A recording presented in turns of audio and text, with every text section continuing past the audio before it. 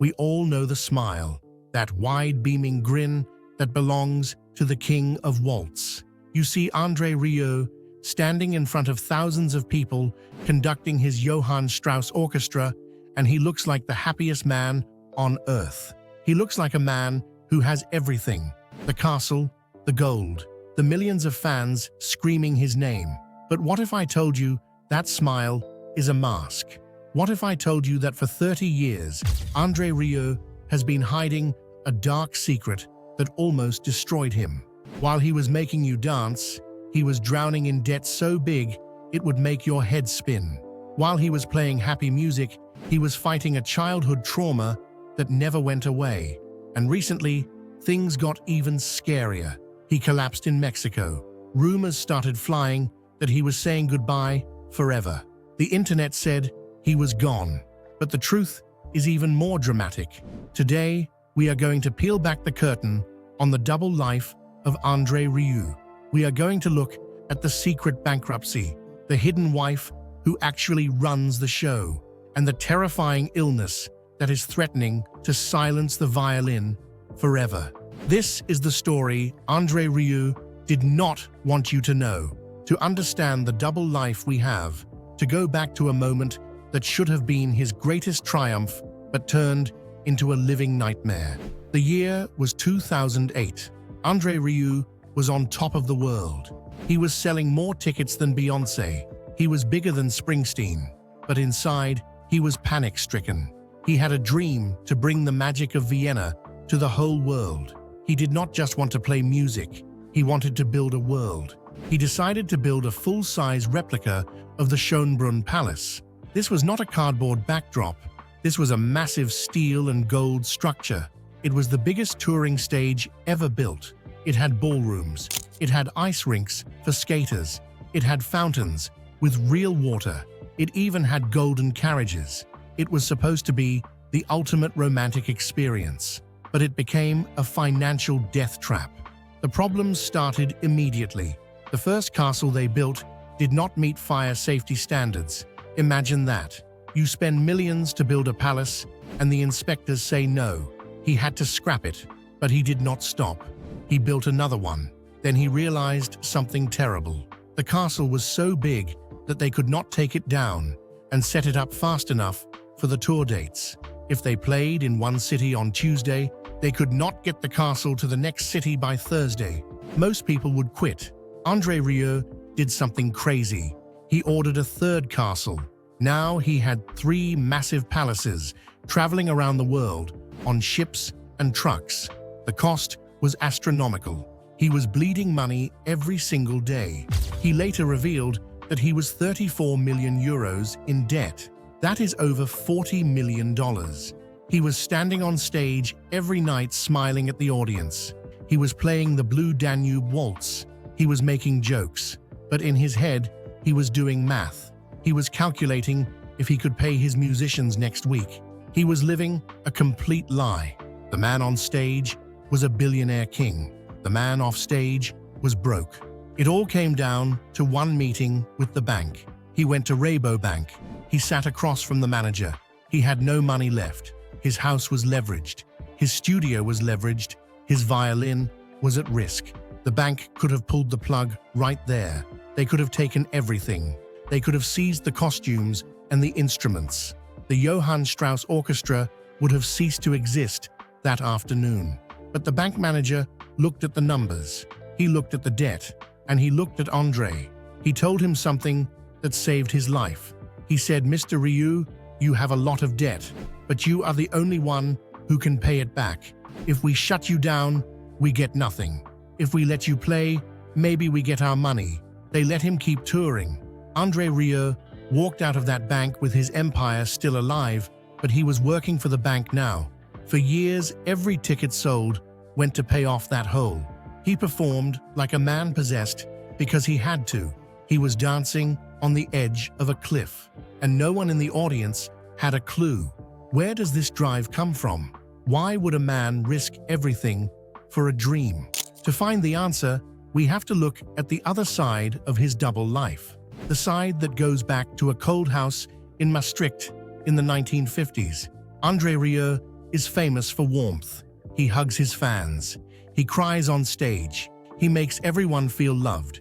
That is because he knows what it feels like to be unloved.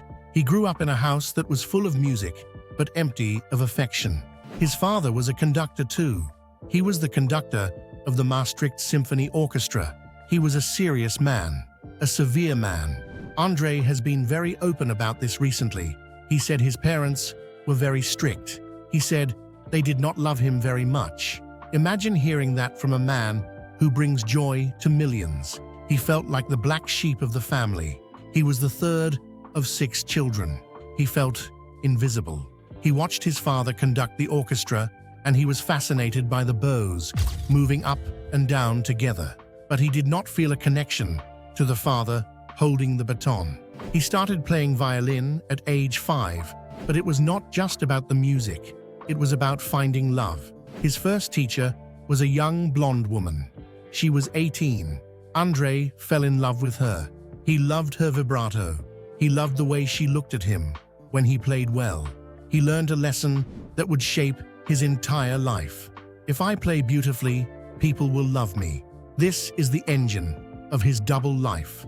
The little boy who felt ignored by his mother and father is still inside him. Every time he steps on stage and hears the applause, he is fixing that hole in his heart. He needs the audience as much as they need him. He is not just performing. He is asking for the love he did not get as a child. He hated the atmosphere of his father's world. The classical music world was stuffy. It was elitist. You had to sit still. You could not smile. Andre hated it. He wanted to make people happy. He started playing waltzes in nursing homes.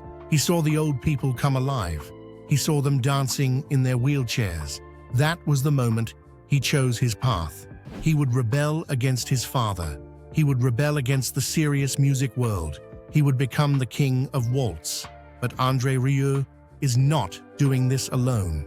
There is another secret to his success, a secret person. If you think Andre runs the business, you are wrong. The real power behind the throne is his wife, Marjorie.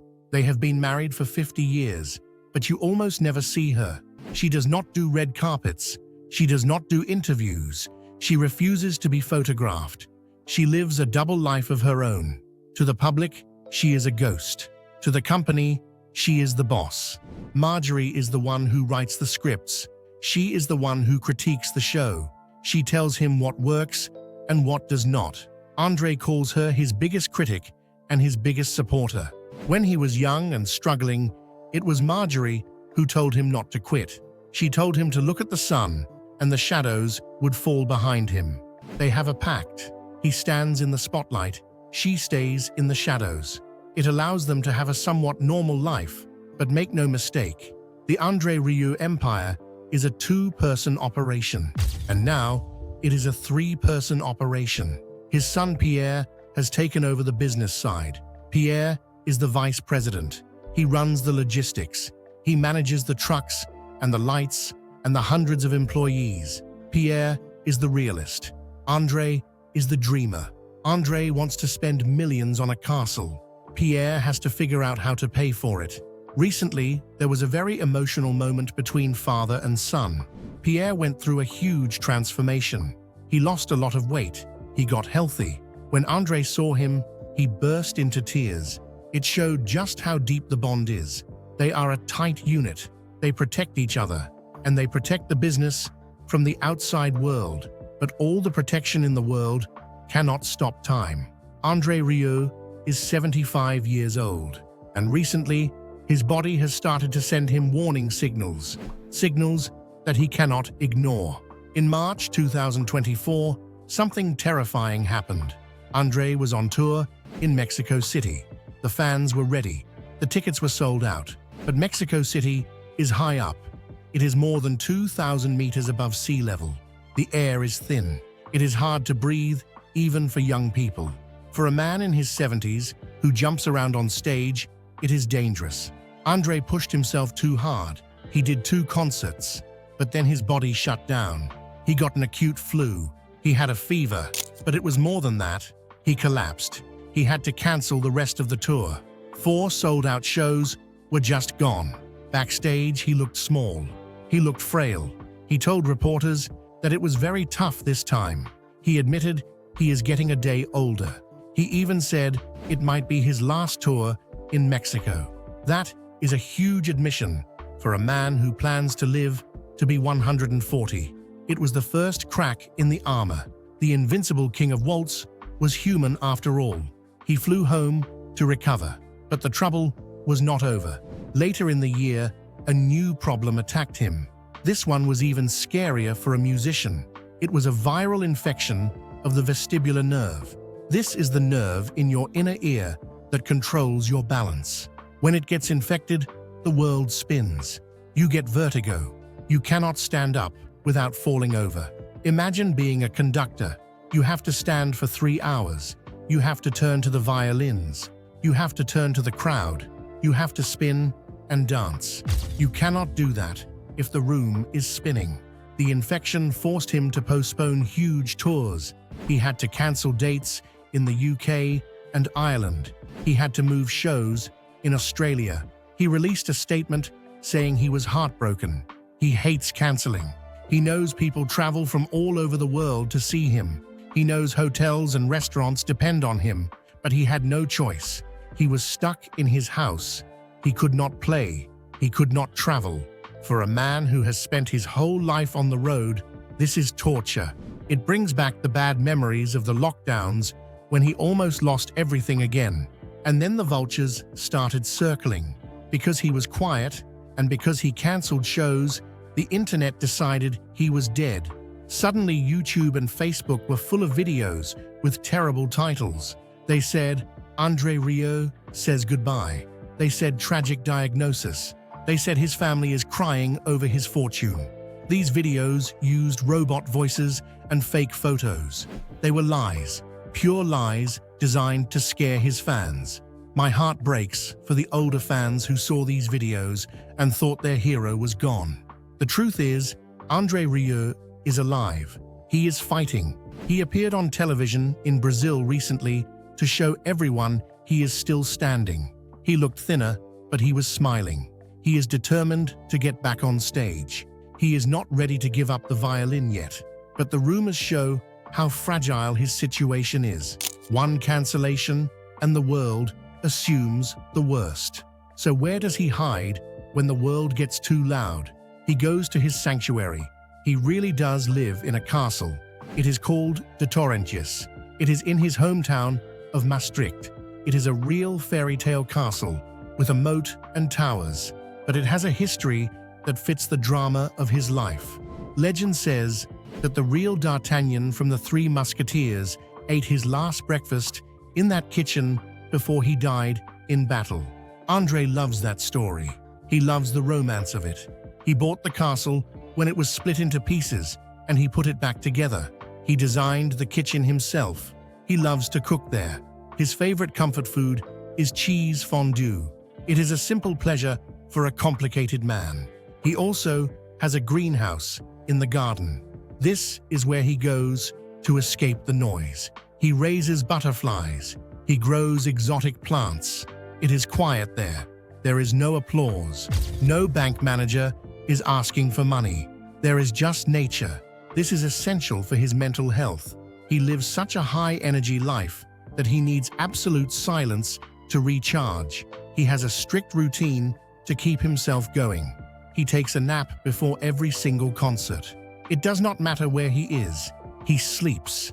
It is his reset button. He wakes up fresh and ready to be the king again. He also brings his own chefs on tour. He cannot risk getting sick from bad food. He controls every detail of his life because he knows that one slip up could bring the whole machine crashing down. And we have to talk about the violin. It is not just an instrument. It is his partner. It is a Stradivarius made in 1732. It is worth millions of euros. It is one of the most valuable instruments on the planet. During the pandemic, when he could not tour, he was burning through cash. He has 120 employees on his payroll. He pays them even when they do not play. He calls them his family. He refused to fire them, but the money was running out. He faced a terrible choice. He told the press he was considering selling the Stradivarius.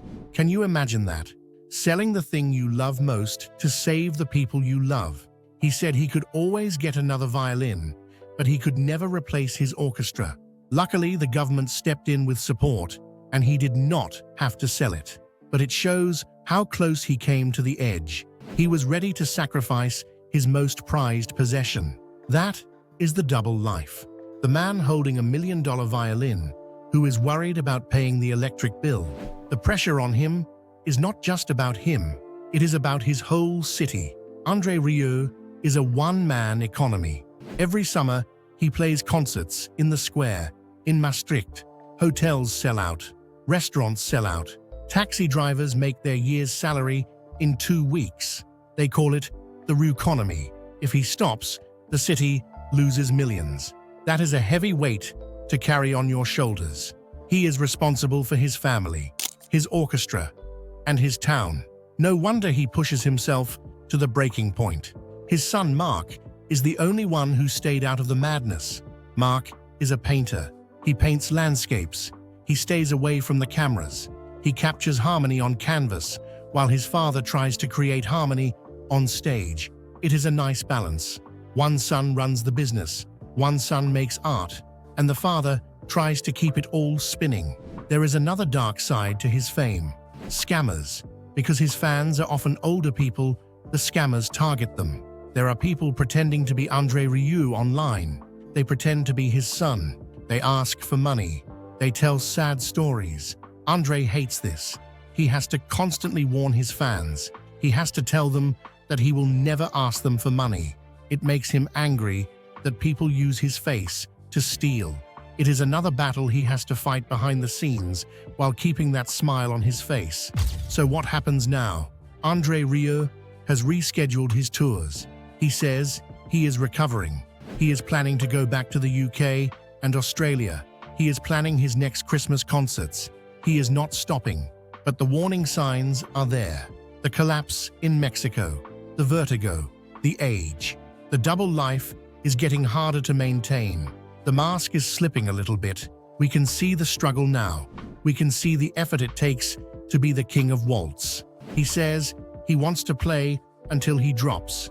He says music keeps him young, and maybe it does. When he is on stage, he does not look 75. He looks ageless. He looks like that little boy who fell in love with the blonde teacher and just wanted someone to clap for him. Andre Rieu is more than just a musician. He is a survivor. He survived a childhood without love. He survived a bankruptcy that should have finished him. He is surviving a body that is telling him to slow down. He lived a double life to protect his dream. He took the pain and turned it into joy for us. He took the debt and turned it into a spectacle. He took the fear and turned it into a waltz. Next time you see him on TV or on YouTube, look closely at that smile. It is a real smile, but it is a smile that was earned the hard way. It is a smile that covers up 30 years of fighting, and that makes the music even more beautiful.